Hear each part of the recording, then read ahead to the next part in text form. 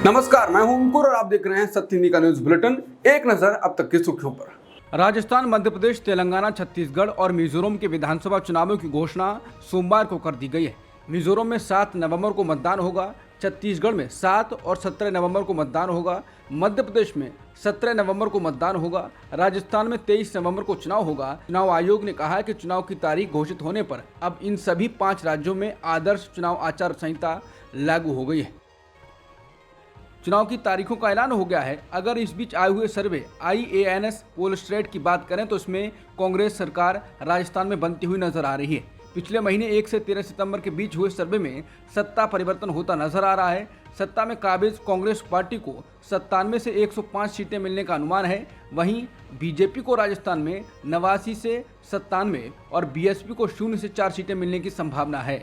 वहीं times now Bharat के ETG के सर्वे की रिपोर्ट में दोनों पार्टियों के बीच कांटे की टक्कर नजर आ रही है। लद्दाख कारगिल में हुए चुनाव में कांग्रेस और नेशनल कॉन्फ्रेंस ने बाजी मार ली है। 26 निर्वाचित सीटों के लिए हुए चुनाव में कांग्रेस और नेशनल कॉन्फ्रेंस ने बड़ी जीत दर्ज की है। वहीं बीजेपी को इस चुनाव में 2 सीटें मिली हैं। साल 2019 में अनुच्छेद 370 के रद्द होने और लद्दाख के केंद्र शासित प्रदेश बनने के बाद ये कारगिल का पहला चुनाव था। नेशनल कॉन्फ्रेंस और कांग्रेस इंडिया गठबंधन का हिस्सा हैं। नेशनल कॉन्फ्रेंस ने इस चुनाव में 12 सीटें जीती और कांग्रेस के हिस्से में 10 सीटें आई हैं। बीजेपी 2 सीटों पर सिमट गई है और 2 सीटों पर निर्दलीय उम्मीदवारों की जीत हुई है। नए सिरे से पुनर्गठित होने के बाद से नई दिल्ली में कांग्रेस कार्य समिति की बैठक नहीं हुई थी। सोमवार 9 अक्टूबर को होने वाली इस बैठक में जाति जनगणना के मुद्दे पर गंभीर चर्चा की संभावना है। पिछली CWC की बैठक के बाद बिहार की जाति जनगणना की रिपोर्ट आई थी। बिहार की रिपोर्ट आने के बाद से पार्टी में इस पर नए सिरे से विचार की जरूरत महसूस की जा रही है, क्योंकि सोनिया गांधी और राहुल गांधी ने इसे मुद्दा बना दिया है। बिहार की जाति जनगणना रिपोर्ट से नए सवाल उभर रहे हैं।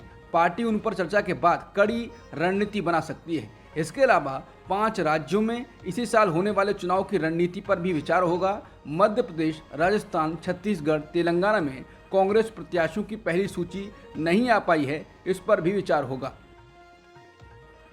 भारतीय वायुसेना के प्रमुख एयर चीफ मार्शल विवेक राम चौधरी ने रविवार को प्रयागराज में वायुसेना स्टेशन बमरौली में 91वें IAF दिवस समारोह में वायुसेना के नए ध्वज का अनावरण किया। 72 साल बाद वायुसेना को नया ध्वज मिला है। भारतीय वायुसेना की शिखा अब ध्वज के ऊपरी दाएं कोने पर दिखाई देती है, जो ऊपरी बाएं कोने में राष्ट्रीय ध्वज और निचले दाएं कोने में भारतीय वायुसेना का तिरंगा प्रदर्शित करता है। इस ध्वज को 1951 में अपनाया गया था। इजरायल और हमास के बीच युद्ध का सोमवार को तीसरा दिन है। दोनों तरफ से भीषण लड़ाई जारी है। इजरायल ने जहां गजा को पूरी तरह तबाह कर दिया है, वहीं हमास के लड़ाके दक्षिणी इजरायल में अभी भी मौजूद हैं। हमास ने बड़े पैमाने पर लोगों को, इजरायली अमेरिकी नागरिकों को बंधक बना लिया है। 3 दिवसीय संघर्ष में दोनों पक्षों के 1100 से अधिक लोगों की जान जा चुकी है, जबकि इजरायल में 44 सैनिकों सहित 700 अधिक लोग मारे गए हैं। हमास का कहना है कि हमने ये हमला यरूशलेम में अल-अक्सा मस्जिद में इजरायल की उकसाने वाली लगातार कार्रवाई की बात किया है। इजरायल ने अब तक लाखों फिलिस्तीनियों को मारकर उनकी जमीन पर कब्जा कर लिया है। संयुक्त राष्ट्र मानवीय राहत एजेंसी के अनुसार इजरायली हवाई हमलों और घरों और अपार्टमेंट पर की गई नई गोलीबारी ने गजा में लगभग 1,23,538 फलस्तीनियों को बेघर कर दिया है।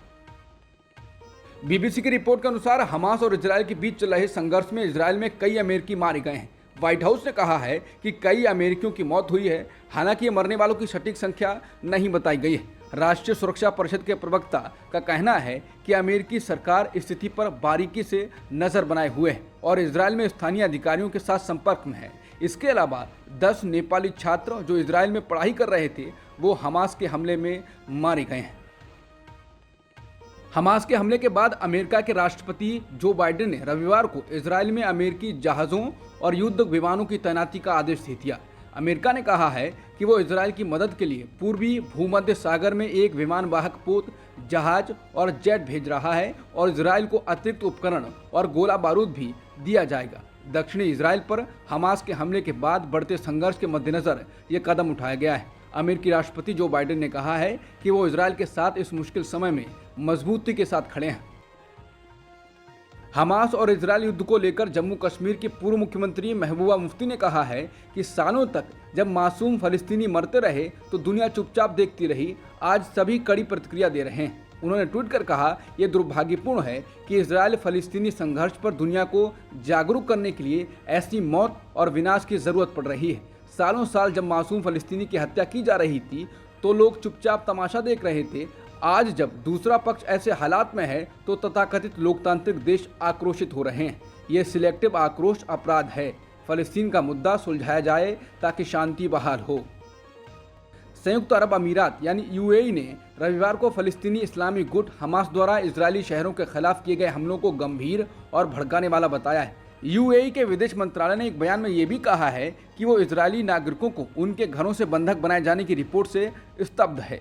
मंत्रालय ने कहा, दोनों पक्षों के नागरिकों को अंतर्राष्ट्रीय मानवीय कानून के तहत हमेशा पूर्ण रक्षा मिलनी चाहिए और उन्हें कभी भी संघर्ष का लक्ष्य नहीं बनना चाहिए। बता दें, फलस्तीनी मुद्दे के प्रति दशकों की अरब नीति को तोड़ते हुए यूएई 2020 में इजरायल के साथ संबंधों को सामान्य करने वाला पहला खाड़ी देश बन गया है। इजरायली सेना ने हमास आंदोलन की सैन्य शाखा अल कसम ब्रिगेड में नौसैनिक बल के deputy commander Mohammad Abu Ali को गिरफ्तार करके हमास के साथ चल रहे संघर्ष में एक बड़ी सफलता हासिल कर ली है। ये ऑपरेशन इजरायली नौसेना द्वारा किया गया था और इसे हमास के लिए एक बड़े झटके के रूप में देखा जा रहा है, क्योंकि अबू अली नौसेना बल के भीतर एक हाई रैंकिंग पोजीशन पर थे। विश्व कप में कई बार ऑस्ट्रेलिया ने भारत का दिल तोड़ा है, चाहे वो 1987 में 1 रन से हार हो, 2003 के फाइनल और 2015 के सेमीफाइनल में हार हो, 1999 में सुपर 6 गेम में हार हो। 5 बार के विश्व चैंपियन इस टूर्नामेंट में भारत के लिए सबसे बड़ी बाधा बनकर खड़े रहे हैं। लेकिन स्पिन गेंदबाजी और केएल राहुल और विराट कोहली की शानदार बल्लेबाजी के साथ भारत ने ऑस्ट्रेलिया को वर्तमान वर्ल्ड कप में 6 विकेट से हराकर विश्व कप में शानदार प्रदर्शन किया है।